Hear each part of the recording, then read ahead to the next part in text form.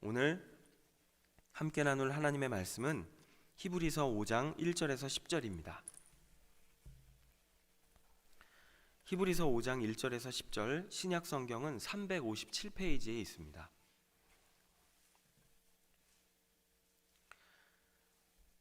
네, 1절에서 10절까지의 내용을 우리 합독하도록 하겠습니다. 다 찾으신 줄 알고 읽겠습니다. 시작. 대제사장마다 사람 가운데서 택한 자이므로 하나님께 속한 일에 사람을 위하여 예물과 속죄하는 제사를 드리게 하나니, 그가 무식하고 미혹된 자를 능히 용납할 수 있는 것은 자기도 연약에 휩싸여 있음이라. 그러므로 백성을 위하여 속죄제를 드림과 같이 또한 자신을 위하여도 드리는 것이 마땅하니라. 이 존귀는 아무도 스스로 취하지 못하고 오직 아론과 같이 하나님의 부르심을 받은 자라야 할 것이니라. 또한 이와 같이 그리스도께서 대제사장 되심도 스스로 영광을 취하심이 아니요 오직 말씀하시니가 그에게 이르시되 너는 내 아들이니 내가 오늘 너를 낳았다 하셨고, 또 이와 같이 다른 데서 말씀하시되 내가 영원히 멜기세덱의 반차를 따르는 제사장이라 하셨으니, 그는 육체에 계실 때에 자기를 죽음에서 능히 구원하시리에게 심한 통곡과 눈물로 간구와 소원을 올렸고 그의 경건하심으로 말미암아 들으심을 얻었느니라. 그가 아들이시면서도 받으신 고난으로 순종함을 배워서 온전하게 되셨은즉 자기에게 순종하는 모든 자에게 영원한 구원의 근원이 되시고 하나님께 멜기세덱의 반차를 따른 대제사장이라 칭하심을 받으셨느니라. 아멘. 하나님께서는 모든 사람이 하나님 안에서 진정한 삶의 의미와 가치를 누리며 살아가기를 원하시고 계십니다.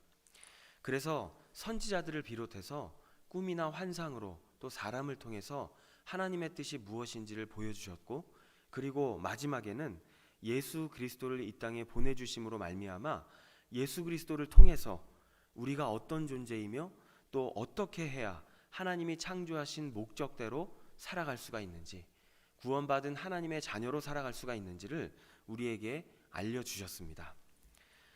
우리는 이렇게 우리에게 보여주신 하나님의 뜻을 복된 소식, 복음, 이렇게 이야기를 합니다. 그런데 이 복음은 단지 듣는 것만으로는 하나님의 뜻과 계획을 경험하며 살아갈 수가 없습니다. 그래서 필요한 것이 바로 복음을 믿는 믿음인 것입니다. 그런데 히브리서가 쓰여질 당시에요, 이 많은 사람들이 생각 외로 복음을 저버리고 믿음에서 떠나고 있었다는 사실을 이 본문을 통해서 우리가 엿볼 수가 있습니다. 왜 그랬을까요?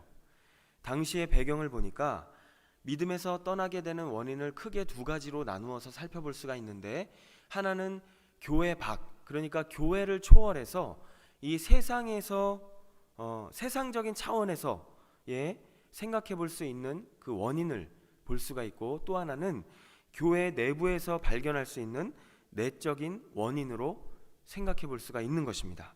그렇게 두 가지로 구분이 되는데, 먼저 사람들을 믿음에서 떠나게 만들었던 이 외적인 원인을 보니까 이 세상에 다시 오시겠다고 하신 예수님이 오시지를 않는 거예요. 다시 오시지를 않는 것입니다. 그런 상황에서 이 사람들이 누군가에게 전해 들었던 복음에 대해서 생각해 보겠죠.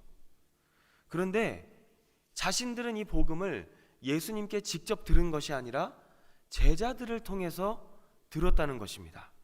바로 이 사실 또한 그 사람들로 하여금 복음에서 떠나게 만드는 원인이 되었다는 것입니다. 그런데 또 그때 당시의 사회는 어떠했습니까? 이 당시의 종교적이고 사회적인 이 유대교 배경, 그 배경 속에서 이 믿음이 약한 사람들은, 기독교 신앙을 가지고 사는 사람들은 버틸 수가 없는 거죠. 믿음이 흔들릴 수밖에 없는 것입니다. 이 사회적인 압박을 견디지 못하고 믿음에서 떠났던 것을 알 수가 있습니다. 그리고 주위를 둘러보면 이 믿는 자들이 박해를 통해서 재산을 잃기도 하고 사회적인 손실을 경험하기도 하고 또 고소를 당하기도 하고 핍박받는 모습들을 보면서 사람들 안에 생겨나게 되는 이 걱정과 불안이 그들의 믿음을 약화시켰을 것이고, 그리고 믿음에서 떠나게 만들었다는 것입니다.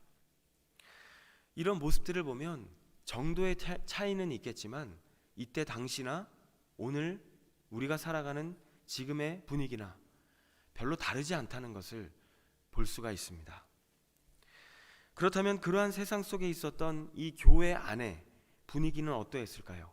이 내적인 원인을 살펴보면 히브리서의 기록을 보니까 이 교인들의 상태가 젖먹는 어린아이 같았다 라고 히브리서가 증언하고 있는 것을 보게 됩니다. 영적으로 성장하지 못하고 있었던 이 교인들의 상태를 보게 되는 것이죠. 그리고 또 한 가지 원인이 있었다면 교인들이 모임에 참여하지 않고 있었다는 거예요.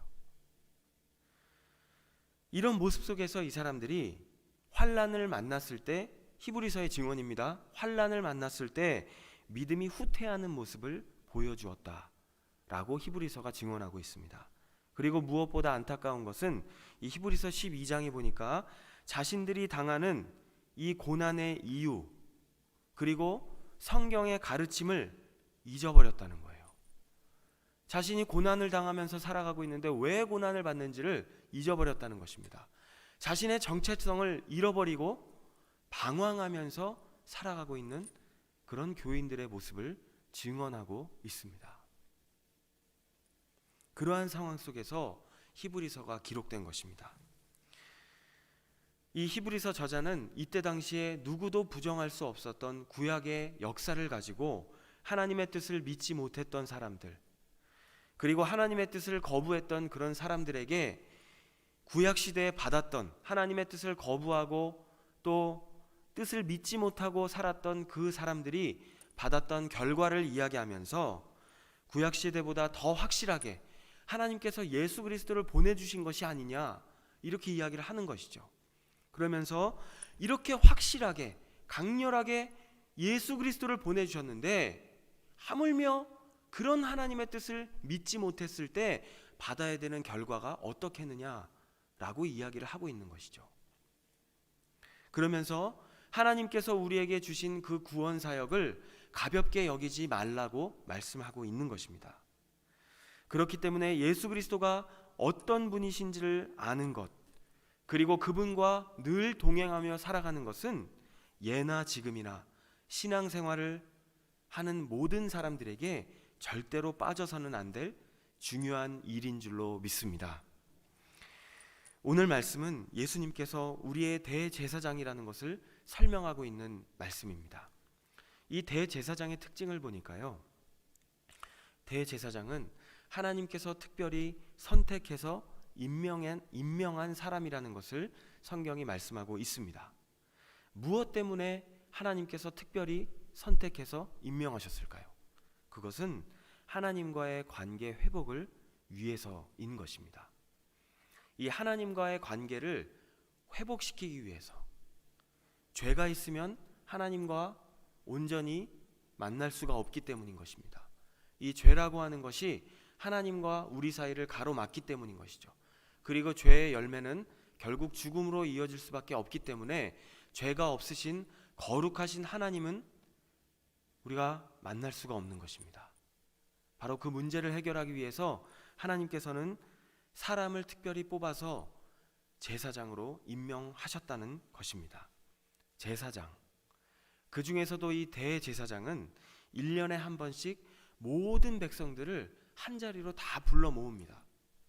그리고 그 자신이 지은 죄 때문에 하나님 앞에 온전히 서지 못하는 그 사람들을 위해서 짐승을 따로 골라서 거기다 안수를 하죠.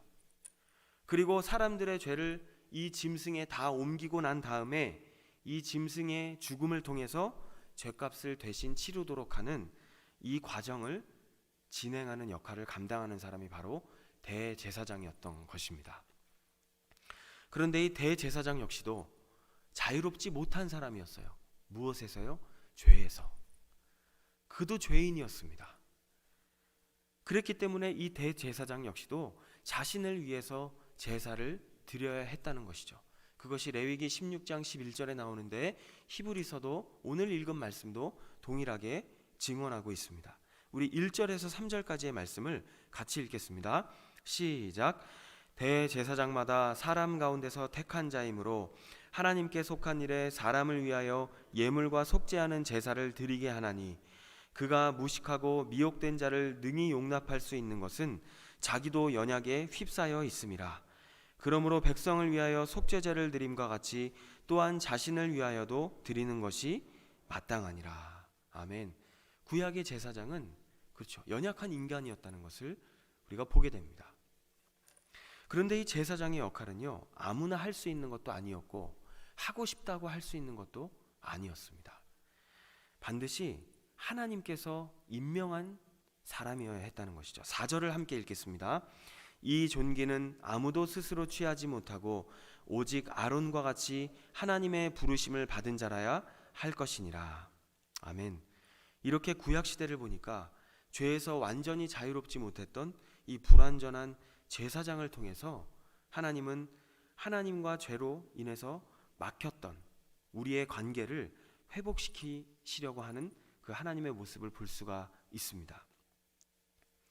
그런데 하나님은 우리에게 정말 이제는 의심할 여지가 없이 그 하나님의 구원 사역을, 막혔던 하나님과의 관계를 확실하게 해결하시기 위해서 자신의 아들이신 예수 그리스도를 제사장으로 임명하셔서 우리의 구원을 확신하게 하셨다라는 것을 성경이 말씀하고 있습니다. 우리 5절과 6절 말씀을 같이 읽겠습니다. 시작.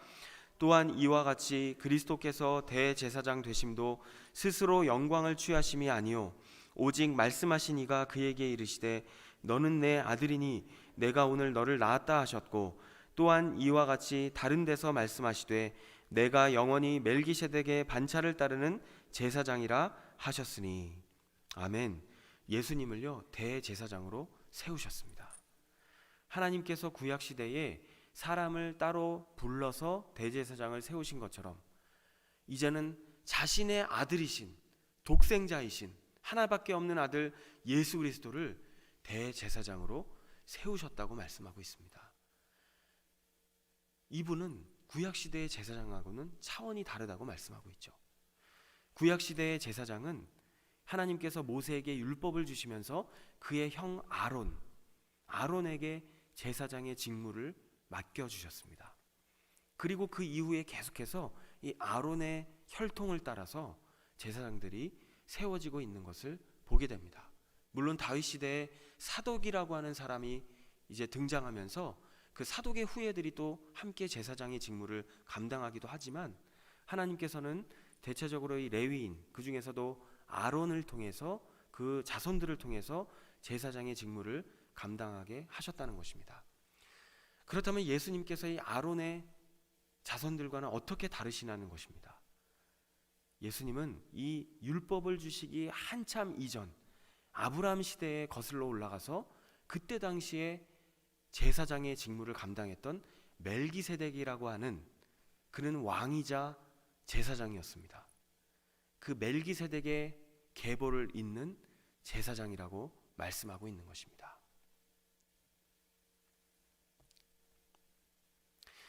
그렇습니다. 예수님은 하나님께서 직접 세우신 대제사장이십니다. 우리는 그분을 통해서 의심할 수 없는 구원을 받은 줄로 믿습니다. 베드로전서 2장 9절은 이렇게 말씀합니다. 너희는 택하신 족속이요 거룩한 나라요. 그렇죠? 왕 같은 제사장이요 거룩한 나라요 하나님의 백성이라. 여러분, 우리가 왕 같은 제사장이라고 성경은 말씀하고 있습니다. 믿으십니까? 우리가 왕 같은 제사장이라는 것입니다. 하나님은요 예수 그리스도를 통해서 우리에게 제사장의 직무를 맡겨주셨다는 것입니다. 그렇다면 우리 또한 예수님을 바라보면서 그분이 하셨던 그 역할을 우리의 삶을 통해서 감당해야 하는 것입니다. 이것이 또한 세상 속에서 하나님께서 우리를 부르신 목적이라고 성경은 말씀하고 있는 것입니다. 자, 그렇다면 그 사역을 잘 감당하는 데 있어서 예수님께서는 어떠한 모습으로 제사장의 직무를 감당하셨을까요? 자, 첫 번째로 오늘 본문에 보니까 하나님을 의지하시는 예수님의 모습을 볼 수가 있습니다. 우리 7절 말씀을 함께 읽겠습니다. 시작. 그는 육체에 계실 때에 자기를 죽음에서 능히 구원하실 이에게 심한 통곡과 눈물로 간구와 소원을 올렸고 그의 경건하심으로 말미암아 들으심을 얻었느니라. 아멘. 육체로 이 땅에 오셨을 때 자기를 죽음에서 능히 구원하실 이에게, 바로 아버지 하나님이시죠, 심한 통곡과 눈물로, 그렇습니다. 예수님은 십자가를 지셔야만 했죠. 그 십자가를 감당해야 하는 상황 속에서도, 고통을 받아야 하는 상황 속에서도 예수님은 하나님 앞에 눈물로 간구하셨던 것을 우리는 성경을 통해 확인할 수가 있는 것입니다. 예수님도 기도하셨습니다. 예수님도 하나님께 간구하셨습니다. 사랑하는 여러분, 우리는 하나님을 얼마나 의지하며 살아가고 있습니까? 많은 신앙인 분들과 이야기를 나누다 보면 대체적으로 정말 성숙하신 분들도 많이 계시죠.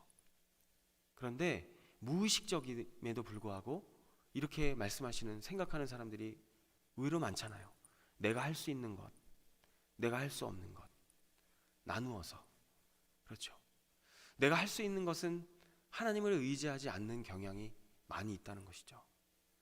저는 어디에선가 어떤 분이 이런 기도를 한 것이 굉장히 인상적이었습니다. 하나님, 주님이 붙잡지 아니하시면 내가 한 발짝도 움직일 수 없습니다. 주님이 붙잡고 계시지 아니하시면 내가 숨조차 제대로 쉴 수가 없습니다. 내가 서 있는 것조차 하나님께서 붙잡고 계시기 때문인 줄로 믿습니다. 저는 이 기도를 들으면서, 맞다, 그렇지,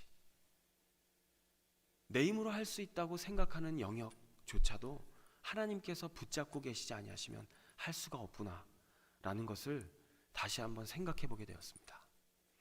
여러분, 오늘 하루의 삶 가운데 이러한 고백이 우리의 입술과 우리의 마음에서 하나님 앞에 올려지기를 주님의 이름으로 축복합니다. 두 번째로, 예수님은 하나님께 순종하시는 모습을 우리에게 보여주셨습니다. 우리 8절에서 10절까지의 말씀을 같이 읽겠습니다. 시작. 그가 아들이시면서도 받으신 고난으로 순종함을 배워서 온전하게 되셨은즉 자기에게 순종하는 모든 자에게 영원한 구원의 근원이 되시고 하나님께 멜기세덱의 반차를 따른 대제사장이라 칭하심을 받으셨느니라. 아멘. 예수님은 끝까지 하나님 앞에 순종하는 모습을 보여주셨습니다. 그분이 순종하셔야 하는 것은 바로 결정적으로 십자가 사건이었다는 것을 우리는 복음서를 통해서 발견할 수 있습니다. 예수님도 굉장히 고민이 되셨겠죠. 구원의 의를 이루기 위해서는 십자가를 지셔야만 했기 때문입니다. 그런데 예수님은 결국 하나님 앞에 순종함을 통해 구원을 이루어 주셨습니다. 그래서 구원의 문이 열린 것이죠. 누구든지 예수 그리스도를 믿기만 하면 모든 사람이, 그 사람이 어떠한 사람이든지 하나님의 자녀가 될 수 있는 길이 열리게 된 것입니다. 바로 예수님이 하신 것입니다. 무엇을 통해서요? 순종을 통해서. 우리가 말씀에 순종해야 하는 이유가 여기에 있는 것입니다. 하나님은 오늘도 말씀에 순종하는 우리의 삶을 통해서 하나님의 뜻을 이루어가고 계신다는 사실을 믿으시기를 축복합니다. 내가 왜 말씀에 순종해야 할까요?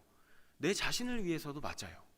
내 자신이 살기 위해서도 말씀의 길로 가야 되는 것이죠. 그래야 하나님의 보호하심을 입을 수가 있는 것입니다. 그러나 동시에 말씀의 순종함을 통해서 하나님은 하나님의 역사를 지금도 이루어가고 계시다는 것입니다. 사랑하는 여러분, 오늘 하루의 삶 가운데 하나님을 온전히 의지하고 또 하나님의 말씀에 순종하는 삶의 모습이 우리의 모습이 되실 수 있기를 주님의 이름으로 부탁을 드립니다.